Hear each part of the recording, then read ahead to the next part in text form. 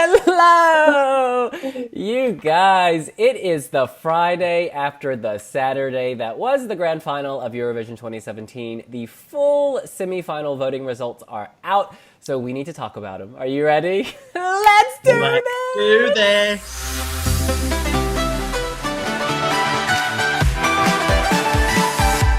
Can I just say, I am so happy to have slept. It is sad that we have all returned to our cities, but to sleep, it does wonders. I am feeling alive. Thank you, Imri. In any event, we are starting with semi-final 1. The full split jury televote results are out. And let's just kick this off. The juries would not have put Poland and Belgium through. Thoughts on that? I mean, Belgium not going through is crazy, really. I mean, that to only give her 40 points just seems bizarre. And the fact that then in the final she did so much better with the juries, not only just semi-final 2 juries, but the semi-final 1 juries as well. I think when we saw her in that very first jury rehearsal on the Monday, that was like when we started to realize, oh wait, she's getting it together. So there was a journey for Blanche, and it is probably very well documented in our videos as well, how we kind of grew to realize, oh no, she's got it together now. So I'm not that surprised that it was low, but to be that low is absolutely crazy. Georgia were and Belgium weren't for the juries, which, she does have a great voice, Tamara, but the song alone should have been enough for Belgium to be much higher with the juries here. I think with Belgium, we all thought at some point that she wasn't going through during the first week. And even after the jury final for the semi-final, we kind of thought she could be a borderline qualifier. But I didn't expect the juries to rank her so low because her voice is so unique, and the song is actually quite amazing. And even though she wasn't the best live as she could in the first semi-final or even in the jury final for the first semi-final, it's just poor taste, It's just poor taste. Absolutely. If we look at the numbers, the televoters ranked Blanche 3rd, but the jury ranked her 13th. That's a difference of 10 places. This was the biggest difference in the semifinal. And in terms of absolute points, the difference was 85 points. The jury only gave her 40, whereas the televoters gave her 125. It blows my mind. I think there is a progression, as Chris points out. In the semifinal, she was deer in headlights, animated corpse. But by the final, she was vulnerable performer, which fit with the song. And I think the people respond to both. They're like, I want to give her a hug. Whereas the juries were like, girl, man up. Which was way harsh, because this song, she's proven them all wrong at Spotify. She's killing it globally, charting in 17 countries on Spotify. She gets it. The juries, I don't know what was going on. I think they need to respect that Blanche's style is Blanche's style, and it can go mainstream because it has gone mainstream. They got this totally wrong, in my opinion. With Poland, the jury's putting Poland out of it. I don't think they were penalizing her as a performer, but penalizing the song. Because we've said this from the beginning, that the song is not the most radio-friendly song, whereas she is an amazing performer. And I think televoters are better able to kind of put the performer above the song, if you know what I mean. I think as well, I do think that Tamara probably, in terms of a vocal performance, I do think Tamara is probably a slightly better vocalist than Kasia. So, fair play if the juries voted for it on that regard. But it wasn't, they didn't necessarily, harshly mark her particularly. She still got 50 points, and that's still a pretty respectable total. And, she didn't do a huge amount better on the televote either. She only got, I think, 69, was it? So, it was... I never saw Poland not qualifying, really. I did think that she would, just about make it. I think she did anyway. I probably said something different. But, I think she did... Yeah, I think that the song was beneath Kasia's full ability, is the thing. I think everything with Poland we're expecting was, oh, the televote is going to save her, oh, the televote is going to save her, even in the semi-final. And so I'm not surprised that the juries ranked her low or below the 10th place, and that the televote actually got her in the final. But she's an amazing vocalist. The song was not that good. It was, as Chris said, beneath her, no doubt. But she was so clean. Her vocals were clean from the very first rehearsal until the final, she was on point every single rehearsal. So yeah, there's nothing more to say about this one. Finland, though, the juries ranked this 12th, the televote 10th. All of us in the press center were kind of spellbound by this, kind of mesmerized. And the only thing, there are two things, I think. One, maybe was a running order. It was in that early section with the other ballads. And clearly the juries, for whatever reason, preferred Australia. And the second is that maybe Finland isn't the most immediate song. Like, on repeat listen, you love it more and more and more, and you're so spellbound. But kind of like with Malta, maybe you need a song that's immediately arresting on first listen, and perhaps Blackbird, I was going to say Bluebird, perhaps Blackbird is more of a grower. I'm still sad that this didn't go through. I would have put this through. It blows my mind that it didn't go through, but it was consistent with the jury and the televoters 10 to 12. Yeah, I think that, it didn't, 51 points I think it got from the televote, and I'm like, realistically, if a song gets about 60 points, or say, on the televote, that means that every televote would have ranked it third, like their 8th place. And that should be enough realistically to get you through, I think. 51 points just kind of feels like I'm not shocked it didn't make it through, because it was 10th, and it wasn't an amazingly high 10th place for the televote. I don't think that the juries necessarily harmed Finland. I think Portugal probably stole its thunder quite a bit, because, 2 songs on, you've got, the most captivating song and, in the end, the biggest winner of all time. And I just think that maybe Finland just couldn't quite... It wasn't memorable enough immediately with Salvador immediately after. I think that's probably what did Finland in the end. I think in the first semi-final, only 2 songs created a mood in the arena and the press center, and that was Portugal and Finland. So I'm quite sad that the juries didn't save this. We need to be honest. This song was quality, and the juries didn't save it. They ranked it below 10th place. I mean, the jury had some issues. We already talked about Belgium, and now we're talking about Finland. I need to go and look at who is on these juries, because they were making some pretty big F-ups, if you know what I'm saying. And on that note, let's talk about Australia. You guys, televote, this was the act that the jury helped the most. The difference in points was 118. The televoters only gave it 21, ranking it 15th, whereas the jury gave it 139, ranking it second. I can't help but think that the juries have a bias towards Australia. I mean, it looked expensive, yes, and it had a chic, sleek finish, but ultimately it was quite boring, and it had a bad running order draw, so I really don't know how, or rather why, the jury elevated this so much. Personally, I would have not put this through. I'm exactly the same. It's exactly the same in the final. I think he got like 169 points more with the jury than he did the televote. He got 2 points on the televote with a better running order. Isaiah is a good singer. He did have a couple of vocal wobbles at times, but overall he is a good singer, and it is a good song. But all in all put together, I wouldn't say, he's not lighting the charts up, so they can't be ranking on that, or they don't understand the charts. And it just was very just bland. And I think the televote showed that at the end of the day. That is probably the biggest, issue with the juries, just all round. I would say this Eurovision season is just what they were doing with Australia, because it doesn't make sense. In a way, it almost makes me feel like they knew from last year with Dami Eames, she didn't get a great televote. So maybe it is just a thing that Australia naturally struggles with a televote, because they're not in Europe. They don't have a huge diaspora over here. And therefore, were the jury's thinking, oh, well, we'll give Australia a leg up just in case he doesn't do that well on the televote. But it's just so blindingly obvious here, how much they were helping Australia. Like they did last year, Damien crushed the jury vote last year. And rightly so in that instance. With a much more song, definitely. But this didn't deserve the amount of points it got.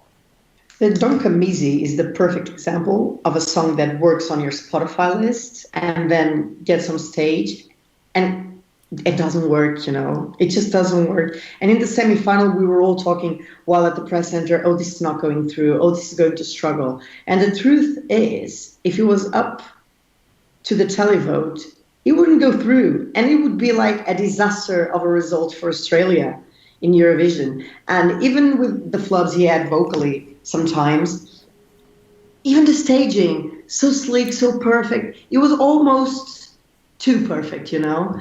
And for me, it didn't work. And apparently for the rest of Europe, it didn't work as well, except for the juries, you know? Yes, as Salvador would say, plastic. And I think this is an example. Christian Bjorkman told us in an interview that sometimes the Scandinavia entries are so perfect they're sterile. And this, again, a beautiful hospital. Give me some bacteria, give me a virus. He's a lovely performer. The voice is great. The staging was nice. But overall, it didn't work for me. And I hate to say that because I think he's fantastic. He came to the Movie Jam and he killed it. Yeah. Yeah, I don't know. Australia? This was an interesting year for Australia because they knew after Dami Een anything would be underwhelming. And so perhaps this was a very smart move of them to send this act, this song, this staging this year. Because next year they can come back with something dynamite. Because, you know, Australia, the only way to go from is up at this point. Because he finished, what, 10th in the end? 9th in the end overall? I think he was 9th. Yeah, so there's room for improvement. So the Veronicas, we will see you at Eurovision 2018. Ladies. All right. The other big act that benefited from the jury was the Czech Republic. They got in a difference of 11 rankings, so they were 7th with the jury, but 18th. That's last with televoters. And then in terms of actual numbers, it was a difference of 79 points, 81 from the jury and 2 from televoters. First of all, are you surprised the televoters were so harsh with this? I thought they would like the kind of gold lame exterminator pest suit. I thought they would like the pared back staging because it really stood out, but clearly I was wrong. I feel sorry for her because she deserved a lot better than just 2 points on the televote. You know, Martina was one of the big surprises, really, for us, I think, in that first week, because everybody had written off her chances, as it turns out, quite rightly. But, you know, she appeared and it was good and it was nice staging. And she has a great voice. They thought a lot of it out very well and they made the right changes. So I'm glad that the juries did respect her. I never quite was confident that she would qualify. I thought she'd be like 11th or 12th. In the end, she was 13th. I just feel like the televote, you know, I think after Moldova, there was obviously going to be a lull because you had Iceland and then the Czech Republic. And it turns out the televote just happened to love Cyprus. So I think she maybe, again, was also another person kind of damaged by the running order. She came after a commercial break. Was it too sleepy? I think there were reasons probably in there why the Czech Republic didn't do well, and they don't have a lot of friends anyway. We've seen in the past in terms of, you know, neighbouring countries or cultural borders. I feel sorry for her, but I'm not amazingly surprised. 2 points is very harsh, though. Yeah, when we compare this to the other semi-final and we see like Martina had more or less the same score as San Marino did, if we take out the juries, it's like, what the hell's happening?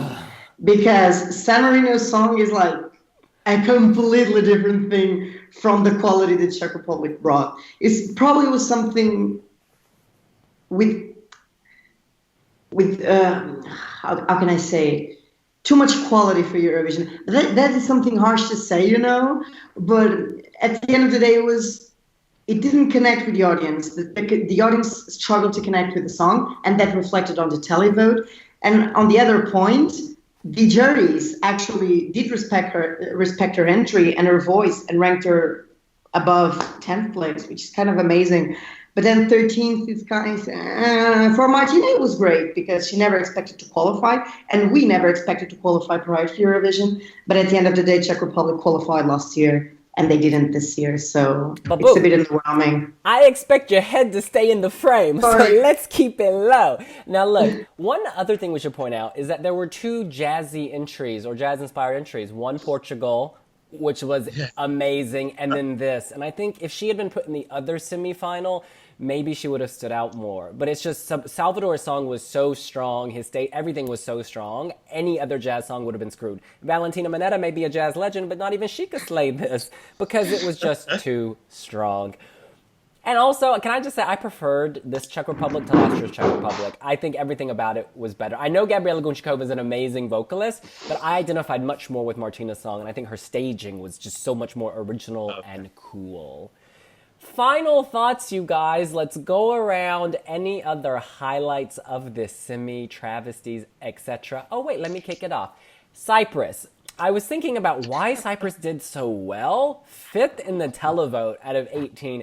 We've just got to remember, he is of Armenian descent. Armenia was voting in the semi. Greece was voting in the semi. The United Kingdom was voting in the semi, which has a huge Cypriot population. I think he had a lot of factors in his favor, and that really helped push him up the scoreboard, because if you strip all of that away, I'm not sure this would have done so well. Granted, he did make 9th with the jury, so perhaps they respected that, what we've called a contemporary on-trend sound. They looked past any rag and bone man comparisons. A 5th place televote score, that's really huge for Cyprus. So well done. They tapped into something visually as well, and it did come together. Perhaps there was just so much hate for this before the contest. We were surprised because that was clouding our judgments, but well done. Yeah, I mean, he got 24 from the Armenian and the Greek televote out of 24, but then that's still, he got about 80 more from other countries, so it wasn't just that. He would have soared through no matter, even if you took those out. The odd thing about Cyprus is the Greek jury only gave him 6 points in the semi-final, and then look what happened in the final. I think my travesty though is what happened with Latvia. I mean, to come last. And, not even a close last. They were 15 points behind Slovenia and then, a world away from Slavko. I mean, they were great. I'm sorry, that was a great show closer. The jury only giving it 1 point, I think, is another... It's disgusting. It's almost like a who see, oh, it's not your kind of music, so you're going to punish them almost. I just don't understand that. I really don't. The UK televote gave it 7 points, so I can at least say that the UK public have some taste in Latvia, so at least I know how home support on that. But I thought they deserved a lot better than that. That's a real shocker for me, because we were talking about them like they were guaranteed qualifiers. Yes. Now, and to come dead last. On this Latvia point, so I asked someone who I live with, who shall remain nameless, I was like, did you like this one? And he said she's not likable. She's kind of scary. And perhaps because we know them, we've met them many times, we know how nice they are, we don't see her as scary. But maybe for the typical viewer who's just watching in passing, it's like, whoa, what is this? Who the hell is she? And that was the reaction I was getting from people here. I don't agree with that, but I could see why some people would act that way. To put this below Slovenia... I mean, honestly, it makes no sense to me. I don't know if maybe the penis thing turned some people off. That it was removed though, but maybe I can't explain this, because visually this was arresting, interesting, different, and it closed the show. So the only thing I can think about is the likability factor. Maybe Agnieszka's voice isn't the most amazing thing. This song doesn't highlight it or showcase it, but still, putting this last blows my mind.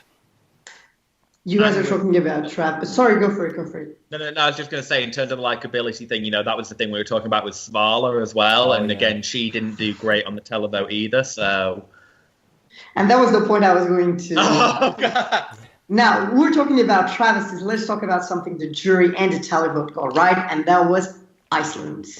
14th in the televote and 15th in the jury.